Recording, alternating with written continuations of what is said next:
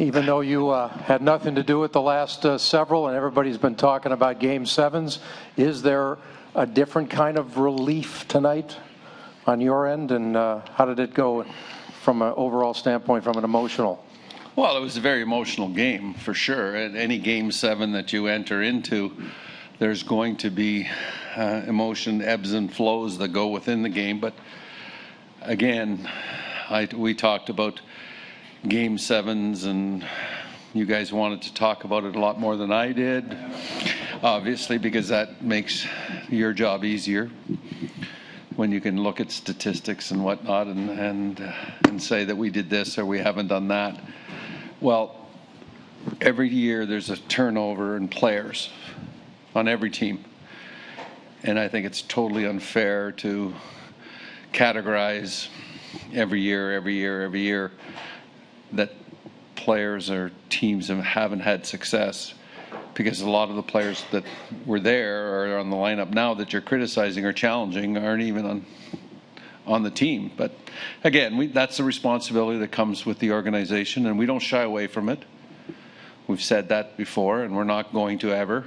We have a responsibility to our fans, and that's the way we treated it.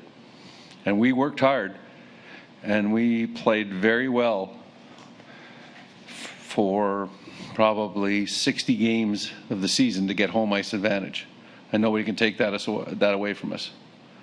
And if it was 2 points difference between us and the hockey club that we battled with in this round, we had home ice advantage, and there's nobody in that dressing room on their side would say that they wouldn't have wanted home ice advantage. Randy, your players after the game talked about your ability to always adjust during the game, and tonight you slot Ritchie up in the top line with Getzlaf and Perry. Just the thoughts behind that. Well, I thought about it, doing it before, and we have done it before. I thought about doing it before the game, but I just wanted to see the temperament of the game and how it was going, and I just felt that the way the Draisaitl, Lucic, and Caggiula line had performed, specifically in the last game, I felt it was important to have more size there. That was the only thing. It was about Nick Ritchie's size. Like, Rich is he can shoot the puck, and he's just a young kid that's starting out. But he's a pretty tough kid, and he can score goals. And we're glad he's on our side. But in tonight's game, he made the difference. Now, I don't think it's a genius move by any part. I just think it's, you do those things, and we've done them all year, has moved people up and down. We try to usually stay with two, for instance, if it would be Getzlaf, Perry, if it would be Vermette, Ritchie, or whatever the combination, and then when you make a change, you only change one player off that line. Randy, you guys, that's a pretty high-powered team that you shut down. You didn't give them many chances. What were the things that went into that? And also, after you got the lead, it seemed like team stayed aggressive, didn't pull back like a lot of teams would.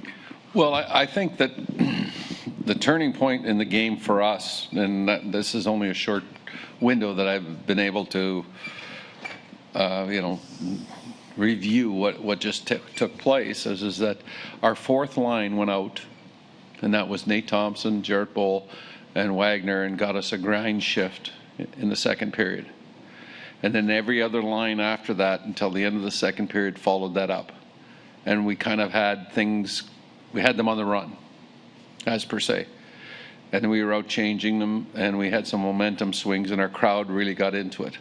So I have to credit those guys for their effort and what they did in that specific situation. I think it was about the 16-minute mark, and then we had a real solid second period, and our fans got very emotionally involved in the game, and so did our players.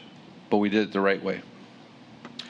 Randy, your team controlled the bulk of this game. I was curious if you could put into perspective how tough of a challenge this Oiler team was to face and match up against, and also just kind of the growth you've seen from an opponent like this from the start of the season to the end, and do they remind you of any other team with some of the young stars that they have?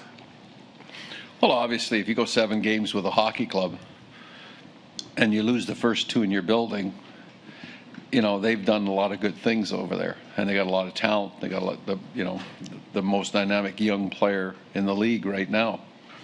But I think that I would point the finger at you guys for disrespecting our hockey club for the youth that we have. Nobody ever seems to take a look and say, well, we've got 5 or 6 young players in the league, and they're just cutting their teeth and making positive impacts into games, whereas on the other side of the fence, there's a plethora of media that comes from the Canadian side, and we understand that. But bottom line is you have 2 hockey clubs that competed very hard, and there's no way that you could discount the effort that their young players and the growth that they had. But I'd like to correct some people and say, hey, we have some young players that played pretty good too.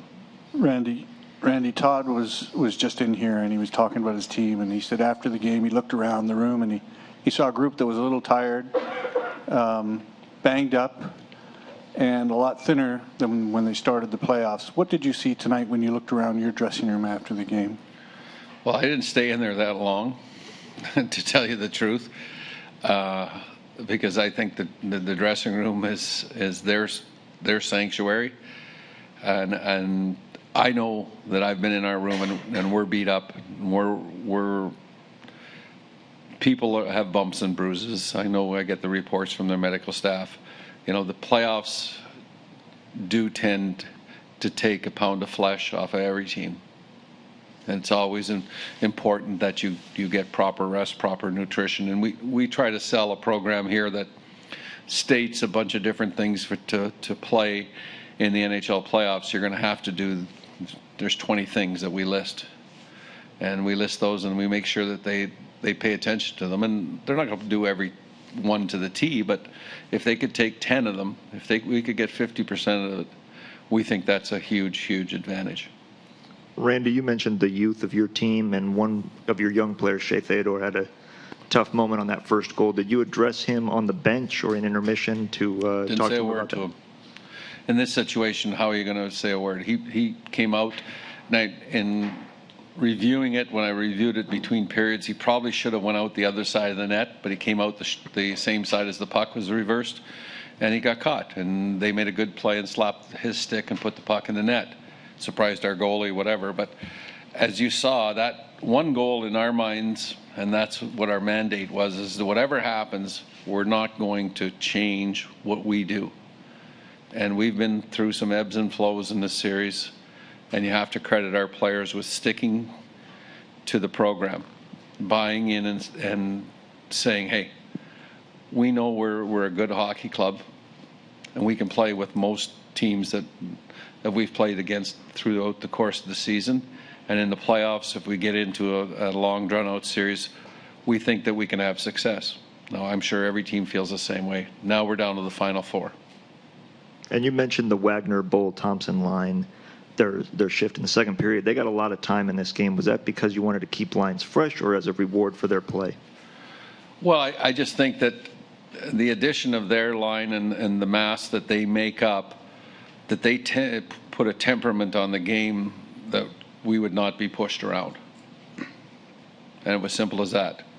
I felt in the last game in Edmonton, in a 7-1 game, that there was some issues that we weren't really happy about from a physical standpoint. We were receiving, and we were not going to receive in Game 7. Randy, there was an interview with Bruce Boudreau and kind of his parting thought on the last 4 years that your best players have to be your best players. Do you think you got that in this series? And what did you think of the example set from Getzlaf on down? Well, I have a difference of opinion than Bruce has. I like our guys, and I'm looking at it and saying that they have done a lot of things that we have asked of them from a leadership standpoint and accomplished a lot. So I'm never going to downgrade our players. Randy, you talk about what the team learns over these 7 games. What did you learn about this team that you didn't know coming into the series? Well, the thing is that you don't know everybody until the pressure gets amped up and truly on what they do. Some people historically will cave and not accept the pressure. But the one thing that this group, there's been pressure put on them for the better part of this year based upon the success and failures that have historically happened. They've been a good team through the regular season. And we've been a real good hockey club. If you check our record from Christmas, there's not a lot of teams that can sit here and say that they have the same type of record, and a lot of people would be happy with that record, but we were never happy. We were never satisfied. And that's what that I found with this group. They took it upon themselves, and it's a tribute to them. It's not anything that this coaching staff has done. It's the players that are inside that room that make this thing work. One more back there. Randy, you mentioned the ebbs and flows of the series. How do you explain a Game 6 performance to this? And what does this mean moving forward to the next Well, I just series? think with the Game 6 performance, we were emotionally drained, and we went into Edmonton, and we did not have a level of emotion and a level of focus or a level of compete, whatever word you want to describe, in that hockey game, for whatever reason, because of the comeback in Game 5, where we scored 3 goals in the last 3 minutes and then won it in overtime. That was an emotional roller coaster that we were on a pretty big high. And then when we got to Edmonton, we just weren't able to gather any emotion. We were flat. But you can't discount our group, because we lost the first 2 games in our building. And I don't know if we get enough credit for coming back and forcing a Game 7 here. After losing your first 2, we went back up to Edmonton and won 2 to grab home ice advantage. So that's in itself is a pretty large accomplishment. And then you're always, asking your players for more, and it is taxing, and it's a tribute to our players.